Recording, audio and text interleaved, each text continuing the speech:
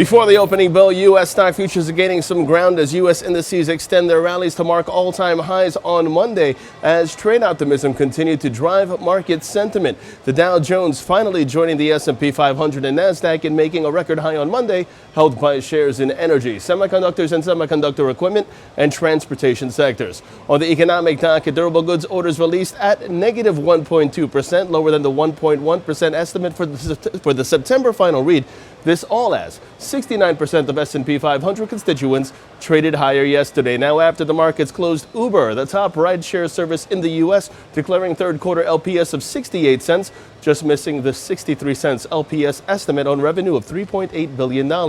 In terms of expectations today, we have Allergan, Regeneron Pharmaceuticals, and Marriott International. While on the economic docket, 9:30 in the morning, we have both import and export figures and the balance of trade read for the month of September. After the bell, we have the Red Book as well as October ISM non-manufacturing PMI and September JOLTS jobs openings. Taking a look at the markets, the S&P 500 is where we begin. That sees 3,096 expected, while the Nasdaq sees 8285 expected, and that's in focus. The relative strength index is bullish and calls for further upside. Long positions above 8,200 are favored with targets at 8,265 and 8,285 in extension. Meanwhile, the Dow Jones expected at 27,600.